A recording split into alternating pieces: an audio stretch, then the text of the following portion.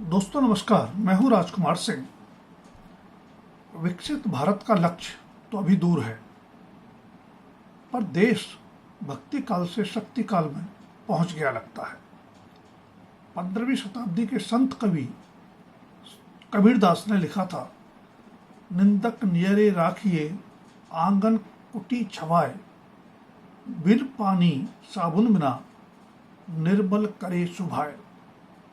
पर अब 21वीं शताब्दी में एक stand up comedian Kunal Kamra द्वारा किए गए व्यंग पर एक उप मुख्यमंत्री एकनाथ शिंदे की पार्टी उसे अपने ही स्टाइल में देख लेने की धमकी दे रही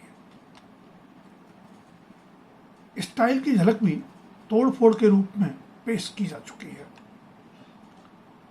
यह आलम तब है जबकि कुछ दिन पहले ही प्रधानमंत्री नरेंद्र मोदी ने कहा था कि आलोचना लोकतंत्र की आत्मा है। देश में तेजी से बढ़ते हास्य व्यंग के बाजार के मद्देनजर कुणाल कामरा अनजान नाम नहीं है, पर एक ही विवाद से मिला दर्शकों और मददगारों का विशाल समूह किसी भी स्टैंड अप कॉमेडियन का सपना हो सकता है। 23 मार्च को YouTube पर अपलोड किए गए नया भारत शीर्षक वाले उनकी वीडियो को अब तक 34 लाख से भी ज्यादा लोग देख चुके हैं, तो देश और दुनिया से उन्हें समर्थन और आर्थिक मदद देने वालों की संख्या भी लगातार बढ़ती जा रही है। चंद दिनों में मिली इस लोकप्रियता के मूल में कुणाल कामरा के वीडियो से भी ज्यादा निर्णायक भूमिका शायद उस पर महाराष्ट्र सरकार और उसमें शामिल एकनाथ शिंदे की शिवसेना की आक्रामक प्रतिक्रिया की है। कामरा ने कुछ मशहूर फिल्मी गानों की पैरोडी में प्रधानमंत्री नरेंद्र मोदी से लेकर महाराष्ट्र के उप मुख्यमंत्री एकनाथ शिंदे तक पर तीखे कटाक्ष किए हैं। बेशक ये पैरोडी हास्य से ज्यादा राजनीतिक व्यंग है, शायद इसलिए लगे भी ठीक निशाने पर। कामरा की पैरोडी पर अब तक प्रधानमंत्री मोदी या वित्त मंत्री निर्मला सीतारमण की तो कोई प्रतिक्रिया नहीं आई है, लेकिन महाराष्ट्र सरकार और शिंदे की शिवसेना बहुत आगे निकल गए। 24 मार्च को कुणाल कामरा के विरुद्ध मुकदमा दर्ज कर मुंबई पुलिस उन्हें 2 सम्मन जारी कर चुकी है। संतोष की बात ये मानी जा सकती है कि मुंबई पुलिस ने कामरा के वीडियो की रिकॉर्डिंग वाले स्टूडियो पर 22 मार्च को तोड़फोड़ करने वाले शिंदे समर्थकों के विरुद्ध भी मुकदमा दर्ज किया। बेशक गिरफ्तारी के बाद आरोपी शिवसैनिकों को रिहा भी कर दिया गया। विडंबना है, लड़ाई कानूनी प्रक्रिया से बाहर सड़क पर आ गई है।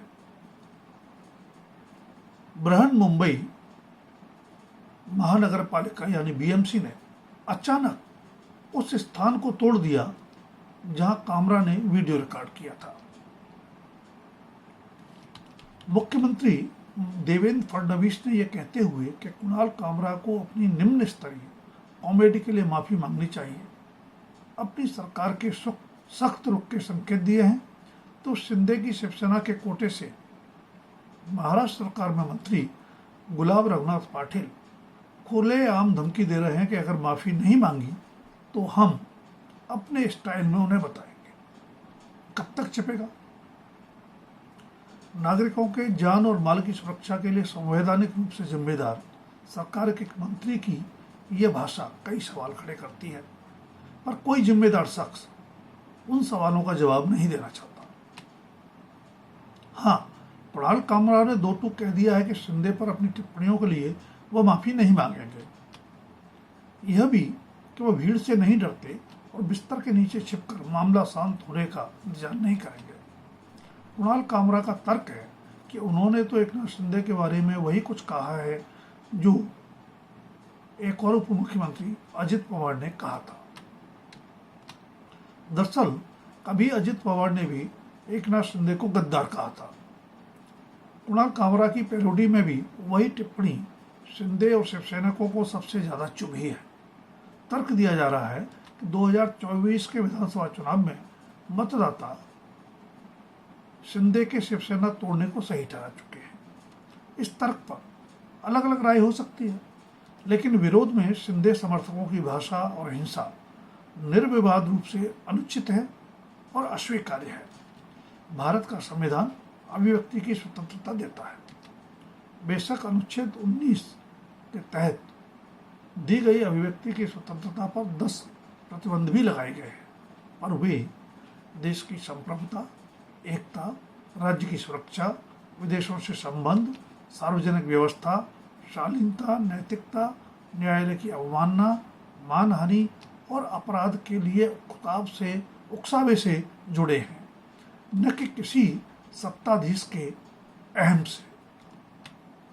फिर भी एकनाथ शिंदे और उनके समर्थकों को कुणाल कामरा की पैरोडी की भाषा सीमा रेखा का उल्लंघन लगती है तो उन्हें कानूनी कार्रवाई का विकल्प उपलब्ध है।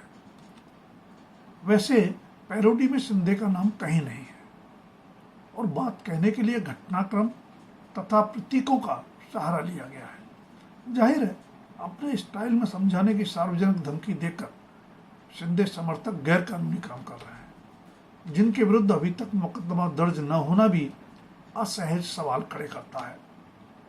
विडंबना यह भी है कि खुद को जिन बाला साहेब ठाकरे का असली वारिस बताते हुए एकनाथ शिंदे ने उद्धव ठाकरे की शिवसेना तोड़ी, वह भी अपने तल्ख राजनीतिक कार्टूनों के लिए जाने जाते थे। हाँ, सच यह भी है कि कभी कार्टूनों के जरिए राजनीति और व्यवस्था पर तीखे कटाक्ष करने वाले बाल ठाकरे की शिवसेना की अपने विरोधियों से निपटने की चिरपरिचित स्टाइल वही रही जो शिंदे समर्थकों ने अपनाई है। जबकि उद्धव ठाकरे की शिवसेना खुलकर कामरा के बचाव में खड़ी है।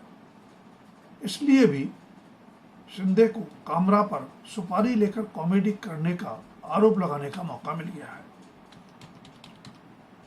तात्कालिक विवाद से आगे देखें तो कुणाल कामरा एकनाथ शिंदे प्रकरण ने अभिव्यक्ति की स्वतंत्रता और लक्ष्मण रेखा की शाश्वत बहस को फिर सतह पर ला दिया है।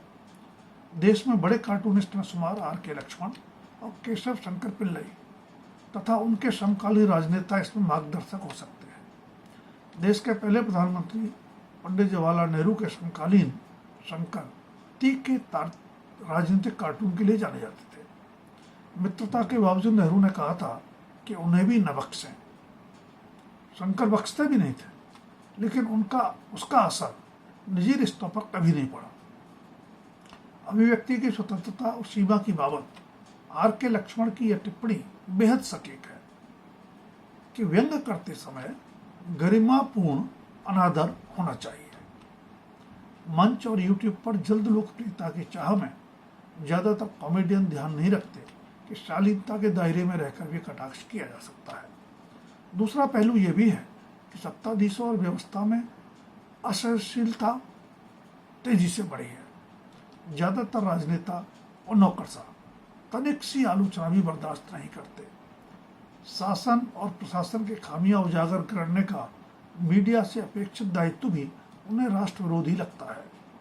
नतीजतन जनहित में आंख नाक कान बनने वाले खोजी पत्रकारों को भी प्रशंसा के बजाय कानूनी शिकंजा मिलता है। जनता को प्रजा और खुद को राजा समझने की इस मानसिकता में पूरा देश एक नजर आता है।